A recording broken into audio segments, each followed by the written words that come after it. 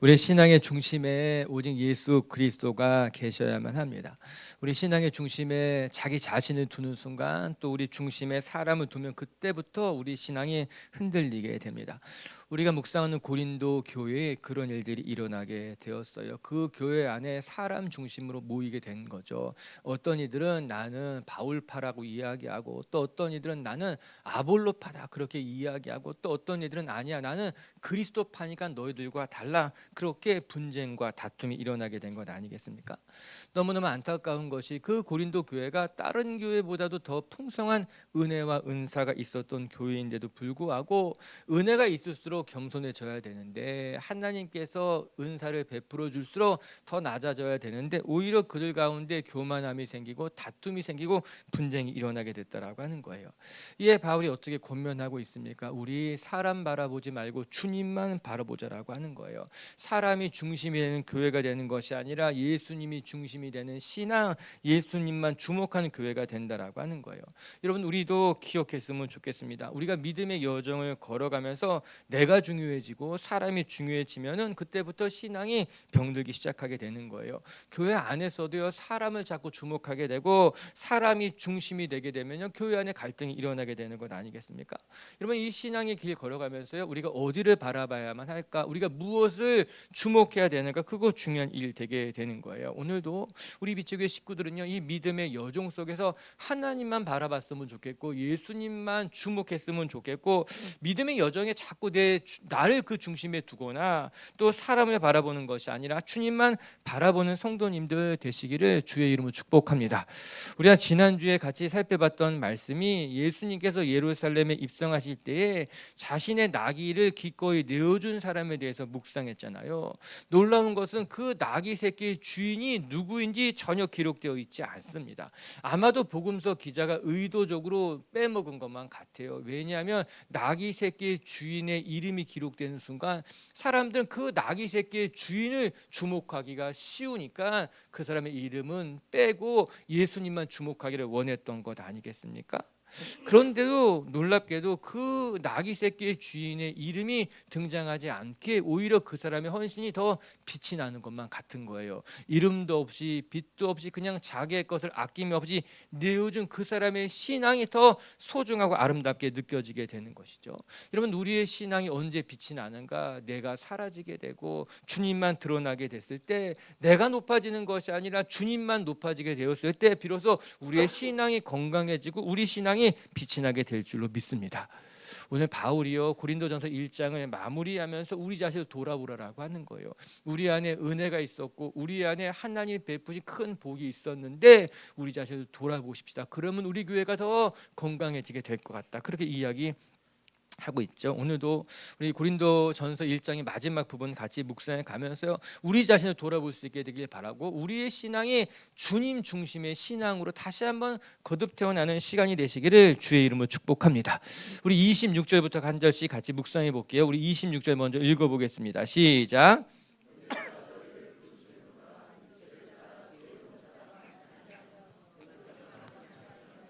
문벌 좋은 자가 많지 아니하도다. 아멘. 첫 번째, 오늘 말씀을 통해 우리가 기억해야 될 거, 우리는 연약하고 부족한 인생이어도 괜찮다라고 하는 거예요. 왜냐하면 우리가 부족함에도 불구하고 하나님은 우리를 있는 모습 그대로 받아주시고 은혜를 베풀어 주시기 때문에 우리가 좀 부족해도 괜찮다는 것입니다. 오늘 26절에 그렇게 이야기합니다. 너희 가운데 지혜로운 자가 많지 않고, 너희 가운데 능한 자가 많지 않고, 너희 가운데 문벌이 좋은 사람들이 많지 않았다라고 하는 거예요. 다시 말하면 너희들이 그렇게 대단한 사람이 아니었다는 말로 어떻게 보면 좀 자존심이 상하는 것처럼 들리지만, 저는 이 말씀에 큰 위로를 받게 됩니다. 그리고 안심이 되기도 하는 거예요. 너가 그리 대단한 사람이지 않아도 괜찮다는 거예요. 오늘 말씀에 너희 중에 지혜 있는 자가 많지 않았지, 너희 가운데 능한 사람도 많지 않고, 너희 가운데 문벌이 좋은 사람도 많지 않았지, 그런 말이잖아요. 너희가 대단한 사람이 아니라는 거예요. 그런데 이 말씀을 뒤집으니까요, 너희가 그리 대단한 사람이 아니어도 괜찮다는 말씀으로 들리게 되더라고요. 너희가 그리 대단한 사람이 아니었지만 그럼에도 불구하고 하나님이 너희를 택하셨고, 너희가 자격이 없음에도 불구하고 하나님이 너에게 은혜를 베풀어 주신 것을 생각해 보라는 말씀이라고 하는 것입니다. 여러분, 세상 끊임없이 우리에게 사랑을 받을 만한 자격이 있어야 된다고 이야기합니다. 좋은 학교에 들어가기를 원하면 그만한 점수가 있어야 돼. 너가 좋은 직장에 취업하기를 원한다면 그들이 원하는 스펙이 준비되어야만 해. 그 말인 것 아니겠습니까? 여러분, 결정사라고 들어보셨어요? 그게 뭐냐고 물어보게 되니까요, 결혼정보회사의 줄임말이라고 하는 거예요. 사람을 만나는 게 너무 힘드니까 결혼정보업체에 가입해서 회원이 되면은, 그래서 자기의 정보를 올리게 되면은 그 사람에게 맞는 사람을 매칭해주는 그런 곳을 결정사라고 하더라고요. 그런데 그 결정사에서도요, 스펙을 본다라고 하는 거예요. 등급을 나눈다라고 하는 거예요. 이런 정도의 자격이 갖추어져야지만 그만큼의 사람을 만날 수 있게 된다는 겁니다. 여러분, 이처럼 세상 끊임없이 우리에게 자격을 요구합니다. 학교에 들어갈 만한 자격이 있는지, 그 직장에 들어갈 만한 자격이 있는지, 심지어는 사람을 만날 때조차도 너 그만한 자격이 있는지 생각해 보라라고 하는 거예요. 이런 세상 속에 살다 보니까요, 우리가 자기 자신을 스스로 검열하게 됩니다. 내가 그만한 사람인가? 즉, 내가 사랑받을 만한 사람인가? 내가 존중받을 만한 사람인가? 그럴 만한 자격이 있는지 나 자신을 자꾸 돌아보게 된다라고 하는 거예요. 그런데 오늘 우리가 읽은 26절의 말씀에는요, 하나님께서 우리에게 무엇이라 말씀하시는가? 너 그만한 자격이 없어도 괜찮다는 말씀으로 들리게 되는 거예요. 너희들 중에 지혜 있는 자가 많지 않았지, 너희 가운데 능한 자가 많지 않았지, 너희 가운데 배경이 좋은 사람이 많지 않았잖아. 즉, 너희가 부족하고 연약해도 하나님이 너희를 사랑했고 너에게 은혜를 베풀었고 지금까지 너희를 지켜주셨다는 말씀인 것 아니겠어요? 아, 하나님 앞에서 내가 대단한 사람이 아니어도 괜찮은 거구나. 이게 엄청난 말씀, 감사하게 내게 들리는 거예요. 동일하게 우리 교회, 우리에게도 그렇게 말씀하는 것 아니겠어요? 내가 목사가 된 것이 내가 대단했기 때문이라고 생각하니, 너의 배경 때문이라고 생각하니 그것이 아니라고 하는 거예요. 내가 지금까지 살아온 것이 부족하고 보잘것없다 하여도 하나님이 내게 은혜를 베풀어 주시고 하나님이 너를 통해 일하시길 원한다라고 하는 거예요. 사랑하는 미치교회 가족 여러분, 우리가 우리 자신 한번 돌아보게 되면 저 이 말씀이 감사한 거예요. 우리는 어떻게 해서든지 내가 대단한 사람인 것처럼 꾸미고 싶어 합니다. 뿐만 아니라 내게 부족한 모습이 있으면 어떻게 해서든지 그거를 숨기려고, 들키지 않으려고 애를 쓰는 것 아니겠습니까? 그러나 하나님께서는 말씀하고 계십니다. 내가 대단한 사람이 아니라는 것을 이미 알고 계시더라고 하는 거예요. 너가 훌륭한 사람이 아니라는 것을 이미 알고 있어. 그럼에도 불구하고 나는 너를 택했고 나는 너에게 은혜를 베풀어 주었고 나는 동일하게 여전히 너와 함께하는 하나님이라고 말씀하고 있는 거예요. 그래서 이 말씀이 위로가 되는 거예요. 아, 내가 별거 아닌 사람이라는 건 하나님이 알고 계시구나. 내가 참 못난 사람이라는 것 하나님 이미 알고 계시구나. 그럼에도 불구하고 내 죄를 사하시고 나를 품어주시고 여태까지 나를 지키셨구나 싶은 거예요. 여러분, 삭개오를 생각해 보시기 바랍니다. 삭개오는 그 당시 세리장이었습니다. 이스라엘 사람들에게 세금을 과징해가지고 먹고 살았던 사람이에요. 그렇기 때문에 유대인들에게 이 삭개오는 반역자입니다. 눈의 가시와도 같은 존재였어요. 어느 누구도 삭개오와 어울리려고 하지 않았어요. 통념적으로 보아도 삭개오는 세리는 죄인에 구분되는 사람이었던 것 아니겠습니까? 그렇기 때문에 삭개오가 예수님을 만나려고 하여도 그거 쉬운 일이 아니었던 거예요. 삭개오도 그렇게 알고 있었던 겁니다. 나를 만나주지 않을 거야. 그렇기 때문에 예수님이 자기 마을에 들어온다는 소식을 듣고 뽕나무 위에 올라가서 멀리서 그냥 예수님을 바라보게 된 것 아니겠습니까? 근데 그때 예수님께서 삭개오를 바라보신 거죠. 그리고 말씀하셨죠. 거기에서 내려와라. 내가 오늘 너희 집에 유하여야 되겠다. 이것을 본 많은 사람들이 의아해했던 겁니다. 예수님이 삭개오 세리 죄인과 함께 식사를 하겠다고. 그러나 삭개오 자신은 너무나 감사했던 거죠. 예수님이 내 이름을 불러주고 우리 집에 와서 나와 함께 식사를 하겠다고. 이에 삭개오 마음이 눈 녹았습니다. 자신의 허물, 나의 부족함에도 불구하고 우리 집을 찾아주신 그 주님 앞에 감사했죠. 나를 받아주지 않을 것만 같았는데 이 삭개오는 내가 가진 모든 것을 다 내어놓고 내가 누구에게 토색한 것이 있다면 그것까지 나눠주겠습니다 이야기하게 된 거 아니겠습니까? 자신의 부족함에도 불구하고 나의 연약함에도 불구하고 나를 있는 모습 받아주신, 있는 모습 그대로 받아주신 그 주님 앞에 감사하게 된 것이에요. 우리 26절의 말씀을 다시 한번 읽어볼까요? 큰 소리로 시작. 형제들아 너희를 부르심을 보라. 육체를 따라 지혜로운 자가 많지 아니하며 능한 자가 많지 아니하며 문벌 좋은 자가 많지 아니하도다. 아멘, 아멘인 거예요. 너무너무 감사하지 않습니까? 우리 중에 그렇게 대단한 사람이 없었음에도 불구하고 하나님이 내가 널 사랑해. 그래도 내가 너에게 은혜를 베풀 거야. 지금까지 너를 돌본 거야. 이 말씀 감사하구나. 하나님이 나를 있는 모습 그대로 받아주시고 나의 부족함에도 불구하고 나를 품어주시는구나. 감사한 것뿐이에요.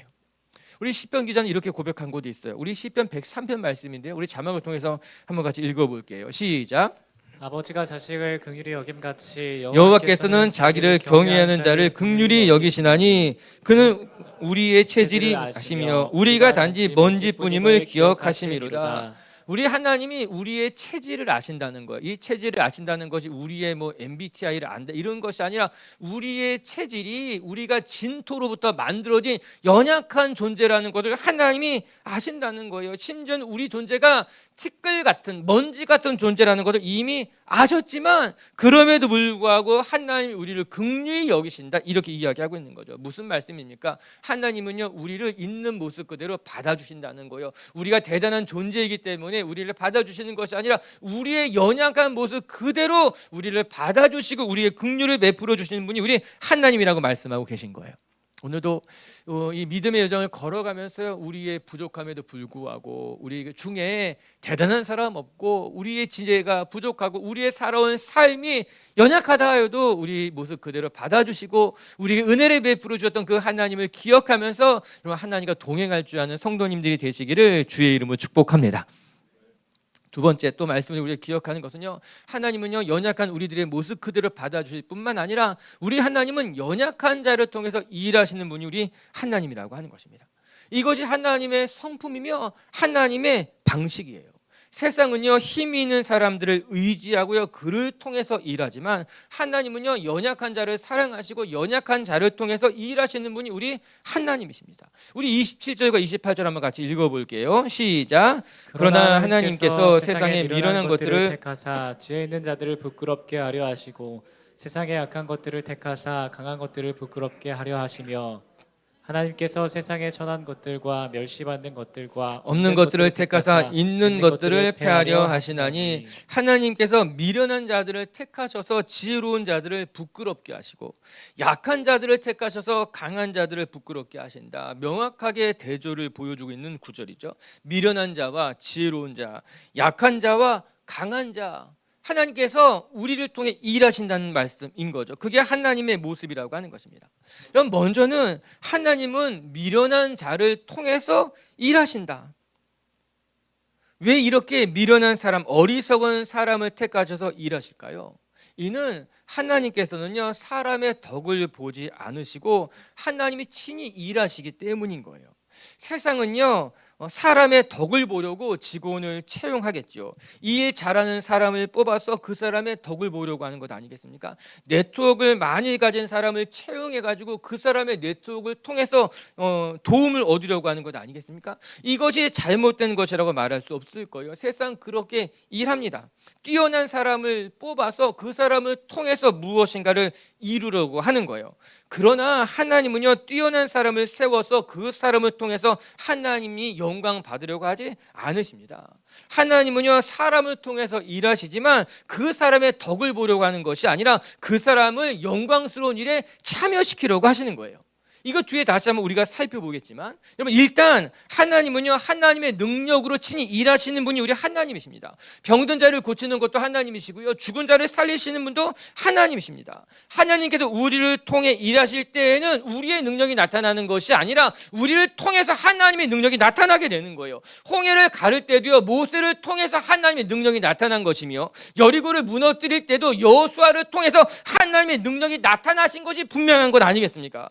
이처럼 하나님께서는요, 하나님의 능력을 통해서 일하시는 분인 거예요. 그분의 크고 위대하신 능력이 사람을 통해 나타나는 것 뿐입니다. 우리는 그냥 그것을 거두는 거예요. 그 자리에 함께하는 것 뿐인 건 아니겠습니까? 나의 능력을 통해서 하나님이 일하시는 것이 아니라 우리는 그 하나님께서 원하시는 자리에 머물러 있으면 하나님이 우리를 통해서 하나님의 능력을 나타내는 거죠. 우리는 거둘 뿐입니다. 그냥 그 영광스러운 자리에 함께하는 것이 전부라고 하는 거예요.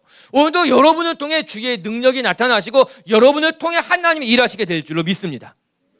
그리고 나서 하나님께서는 저와 여러분을 그 영광스러운 일에 동참시키기를 원하시는 거예요. 여러분 이것은 매우 감사하고 우리에게는 영광스러운 일임에 틀림이 없습니다. 하나님께서 우리를 통해서 득을 보시는 것이 아니라 하나님의 위대한 일에 우리를 끼워주셔서 우리를 하여금 하나님의 영광에 참여하게 해주시는 거예요. 여러분 오병이어의 기적을 생각해 보시기 바랍니다. 한 소년이, 한 아이라고 나오거든요. 이 한 아이가 가지고 온 이 오병이어, 이 도시락을 통해서 그곳에 있었던 장정만 5천 명이 넘는 사람들이 배부르게 먹었습니다. 당시 그들은 허기진 상태였음에도 불구하고 주님이 축사하시는 그 떡을 떼어주게 되자 그곳에 모인 사람이 모두 다 넉넉하게 먹었을 뿐만 아니라 12바구니가 남았다고 합니다. 이 기적의 현장에서 누가 가장 신이 났을까요? 그냥 공짜로 한 끼 배불리 얻어먹었던 그들이 가장 행복하고 신이 났을까? 아니면 예수님의 제자들이 그 떡을 나누어 주었을 때 그 예수님의 제자들이 가장 행복했을까? 저는요 그 말씀 보면서 아니 오히려 가장 신이 났던 사람은 그 예수님에게 자기의 도시락을 가지고 갔던 그 한 아이, 그 소년이 가장 신이 나고 행복하지 않았을까 싶은 거예요.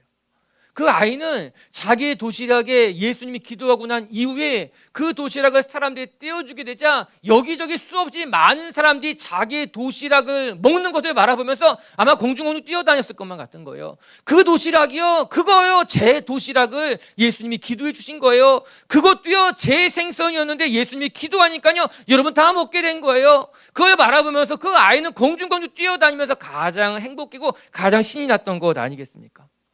이처럼 하나님의 그 위대한 일에 우리를 동참시켜 주시는 것이 영광스러운 일이죠. 감사한 일 아니겠습니까? 오늘 주님이 그 말씀하고 계신 거예요. 하나님께서 미련한 자를 통해서 지혜로운 자를, 연약한 자를 통해서 강한 자를 부끄럽게 하시는 그 놀라운 일에 하나님이 저와 여러분을 통해서 일하시게 된다라고 하는 것이에요. 여러분, 왜 우리 주님은 미련한 자를 들어서 강한 자를 부끄럽게 하시고 세상의 약한 자를 통해서 강한 자들을 부끄럽게 하신 것일까요? 왜 하나님 이렇게 연약한 자를 통해서 일하시고 미련한 자를 통해서 일하시는 것일까요? 해답은 뒤에 나오겠지만 어쨌든 그것 때문에 우리에게 소망이 있는 거예요.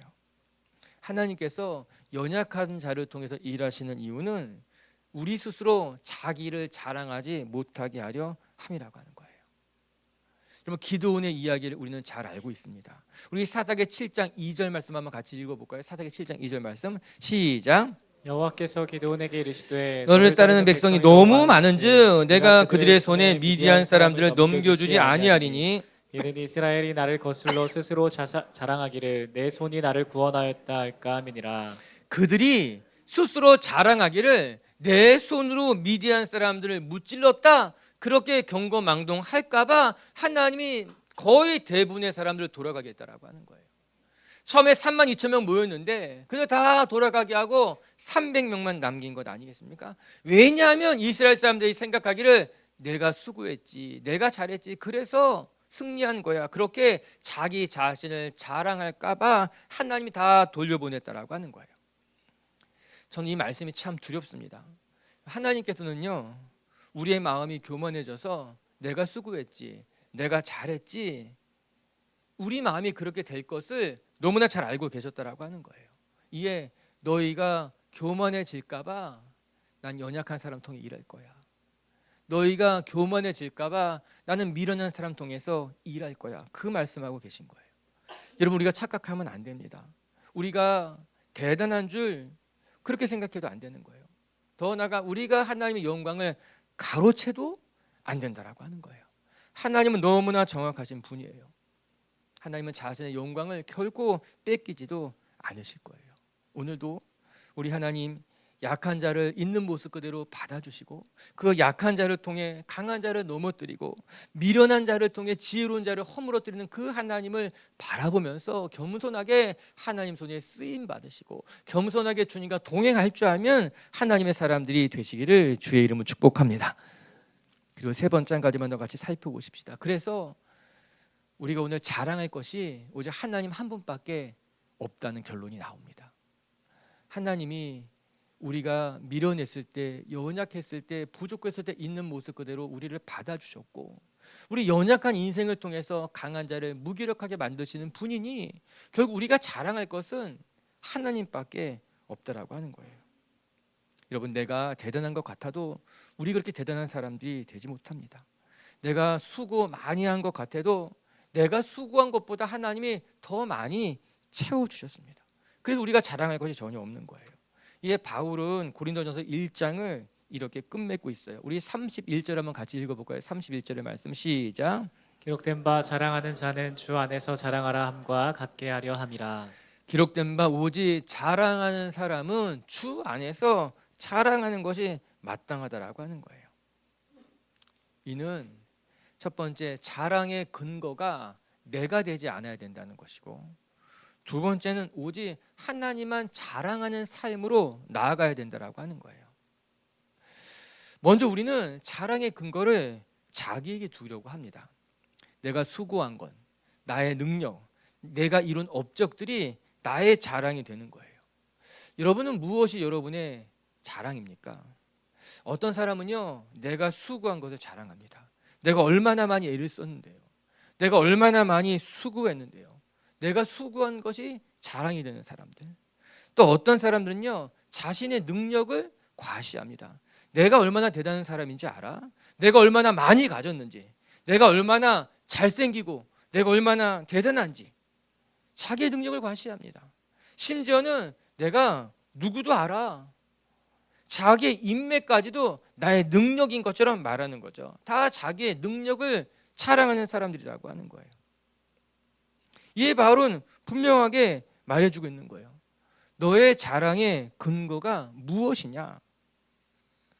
여러분, 너 자신을 자랑하는 것만큼 어리석은 것이 없다라고 하는 거죠. 왜냐하면 앞서 말한 것과 같이 너희 가운데 지혜로운 자가 많지 않았잖아. 너희 가운데 능한 자가 많지 않았잖아. 너희 가운데 문벌이 좋은 자가 많지 않았잖아. 여러분, 내가 가진 것을 자랑하는 사람들은요, 나보다 더 많이 가진 사람을 만나면 초라해집니다. 내가 대단한 사람이라고 나의 능력을 자랑하는 사람은요, 언젠가 나보다 더 대단한 사람을 만났을 때 그 사람 앞에 초라해지게 되는 거예요. 내가 지금까지 이룬 업적을 자랑하는 사람들은요, 그 업적이 언젠가 사라지게 될 때 자기 존재도 같이 사라지는 걸 경험하게 됩니다. 대단한 걸 이룰 수 있죠. 그런데 그것이 영원할까? 그렇지 않잖아요. 지금은 대단한 업적이지만 시간이 지나면 그 업적이 점점 쇠어갈 때 자기 존재마저도 쇠해져 가는 것처럼 느껴지게 된다라고 하는 거예요. 그래서 자신의 능력을 자랑하고 자신 이룬 업적을 자랑하는 것만큼 사상 누각이 없는 거예요. 이게 주님 무엇이라 말합니까? 너를 자랑하는 것이 아니라 너의 능력, 너의 행한 것들, 그 자랑의 근거가 너가 되지 말고 너를 있는 모습 그대로 사랑하시고 너를 통해 일하시는 하나님을 자랑하는 것이 마땅하다라고 하는 거예요. 그리고 두 번째, 오늘 바울이 이야기합니다. 하나님만 자랑하는 삶으로 살아가자라고 하는 거예요. 자랑의 근거를 나에게 두지 말고 하나님께 두며 더 나가서 내가 누구를 만나는 어디를 가든 하나님만 자랑하는 삶이 되면 좋겠다라고 하는 겁니다. 이에 바울은 그런 삶을 살아갔습니다. 바울은 평생 하나님만을 자랑하며 하나님을 위해 헌신하며 살아갔던 것 아니겠습니까? 그가 예수님을 만나기 전까지 바울은 자신의 배경을 자랑하고 자기의 문파를 자랑하고 자기의 열심을 자랑하며 살아왔습니다. 그러나 다메섹 도상에서 예수님을 만난 그 이후에는 지금까지 내가 자랑했던 것을 배설물처럼 여기고 오직 예수님만 자랑하며 살아간 것 아니겠습니까? 여러분, 그래서 바울의 삶이 아름다워졌고요, 그가 살아가던 삶의 아름다운 열매가 맺히게 된 거예요. 자기 자신을 자랑하는 사람들은요, 그의 삶이 아름답지 못합니다. 기승전 자기 자랑하는 사람들 있잖아요. 그럼 그런 사람들의 삶이 아름답습니까? 아니, 피곤합니다. 만나면 매일 기승전 자기 자랑만 하면 피곤하죠. 힘든 거예요. 그런 사람들의 삶에 아름다운 열매가 맺힙니까? 그렇지 못합니다. 그러나 바울은 평생 하나님만 자랑하며 예수님만 전파했을 때에 바울의 삶을 통해요, 소아시아 지역에, 마게도냐 지역에 수없이 많은 교회들이 열매 맺게 됐어요. 그의 삶은 마지막까지 아름다웠고 그의 삶에는 참 아름다운 열매들이 수도 없이 맺히게 된 것 아니겠습니까? 그 말이 맞다는 거예요. 우리의 삶이 언제 아름다울까? 내가 나를 자랑하는 것이 아니라 나의 수고를 자랑하는 것이 아니라 오직 예수님만 자랑하고 예수님만 전파했을 때 우리의 삶이 아름다워지고 우리의 삶의 열매도 아름답게 맺어지게 된다라고 하는 거예요. 예레미야 말씀 한 절 읽고 마칠게요. 예레미야 9장 23절에 이런 말씀이 나오는데요, 우리 23, 24절 한번 같이 읽어볼게요. 예레미야서 말씀 시작. 여호와께서 이와 같이 말씀하시되 지혜로운 자는 그의 지혜를 자랑하지 말라. 용사는 그의 용맹을 자랑하지 말라. 부자는 그의 부함을 자랑하지 말라. 자랑하는 자는 이것으로 자랑할지니 곧 명철하여 나를 아는 것과 나 여호와는 사랑과 정의와 공의를 땅에 행하는 자인 줄 깨닫는 것이라. 나는 이 일을 기뻐하노라. 여호와의 말씀이니라. 아멘. 지혜 있는 자는 지혜 자랑하지 말고, 용사는 너의 용맹함을 자랑하지 말고, 부자는 너의 부함을 자랑하지 말아라. 여러분, 다 자랑할 만한 사람들인 거예요. 지혜로운 자가 지혜가 있다는 거죠. 용사가 용맹스러운 거죠. 부자는 자랑할 것이 있는 것 아니겠습니까? 그런데 내가 가진 것 자랑하지 말고 오직 이곳으로 자랑할지니 하나님을 아는 것, 하나님이 나와 함께하는 것, 그 하나님만 자랑하는 것이 마땅히 우리가 살아가야 될 삶의 모습이라고 하는 거예요. 오늘도 우리의 자랑이 무엇일까? 우리 빛의교회 식구들이, 아니 우리 빛의교회가 우리의 대단한 그 무엇을 자꾸 드러내고 자랑하려고 하는 것이 아니라 오직 우리와 함께 하신 하나님, 우리를 지금까지 돌봐주신 그 하나님만을 자랑하고 그 하나님만 전하면서 여러분의 삶이 더 아름답게 좋은 열매를 맺어가는 성도님들 되시기를 주님의 이름으로 축복합니다. 말씀을 정리할게요. 결국 고린도 교회가 분쟁이 일어나고 또 다툼이 일어난 것은 그들의 마음이 높아졌기 때문인 거예요. 이에 바울이 이야기합니다. 우리 신앙의 중심에 너 자신을 두지 말고 사람을 두지 말고 너의 마음이 높아지지 말고 온전히 신앙의 중심에 하나님 두고 하나님만 바라보는 신앙이 건강한 신앙, 온전한 신앙이라고 하는 거예요. 오늘 이 편지를 마무리하면서 1장을 마무리하면서 여기 이야기해 주고 있는 것입니다. 우리가 연약해도 괜찮다는 거예요. 우리가 부족해도 그럼에도 불구하고 하나님은 우리의 모습, 있는 모습 그대로 우리를 받아주신다는 거예요. 너희 중에 지혜로운 자가 많지 않으며 너희 가운데 능한 자가 많지 않으며 너희 가운데 문벌이 좋은 자가 많지 않다. 이 말씀이 전 너무나 위로가 되고 감사하고, 난 여전히 지혜롭지, 난 여전히 대단하지, 그런 사람들은 이 비밀을 모를 겁니다. 여러분, 하나님은요 우리의 연약한 모습 그대로, 우리의 부족한 모습 그대로 우리를 받아주시고 우리에게 은혜를 베풀어 주시는 분임을 기억하면서 그 하나님만 의지하는 성도님들 되시기를 주님의 이름으로 축복합니다. 그리고 두 번째, 우리 하나님은 연약한 자를 통해서 일하시는 분이시다.